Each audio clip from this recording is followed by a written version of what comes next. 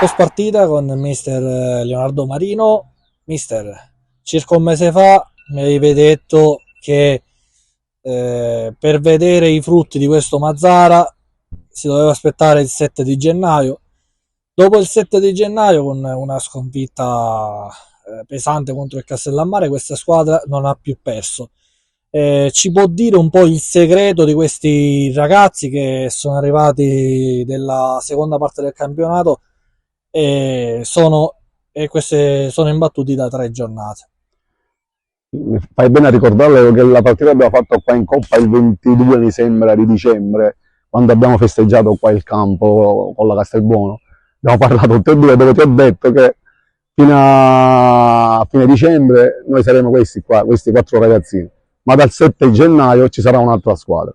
E così è stato, anche se dopo il 7 gennaio contro il Castellammare non sono arrivati tutti i trasferti di questi ragazzi, la maggior parte tutti stranieri, quindi lì anche lì abbiamo perso, ma già era in programma pure quella. Da lì in poi il segreto no, non c'è il segreto, questi ragazzi hanno voglia di farsi vedere, hanno la cultura del lavoro, si impegnano tanto, danno tanto, e loro ci mettono il suo e noi staff ci mettiamo il nostro. È un connubio che se va avanti così, secondo me ce la faremo a togliere da queste sabbie mobili, scusate. Cosa che mi ha colpito di più di questo Mazzara oggi è il grande lavoro da parte del centravanti Amisi, che oggi si allargava più volte sulla fascia. Da un suo cross è partito il gol poi del 3-1. Ecco, continueremo a vedere questo schieramento di gioco, oppure questa è stata soltanto un'eccezione?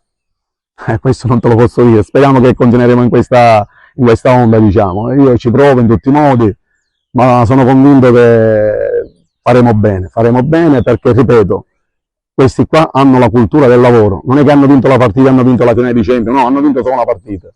Ci sono poi alcuni grandi come Giacomo Ciancimino, come il portiere, come Massimo Foglia, che guidano la squadra in campo e danno suggerimenti per cercare di portare avanti durante i 90 minuti la partita indirizzata nel momento giusto.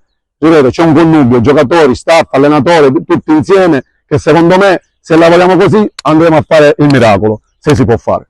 Circa un mese fa ti aspettavi di essere a soli 6 punti da quella zona che si chiama tranquillità?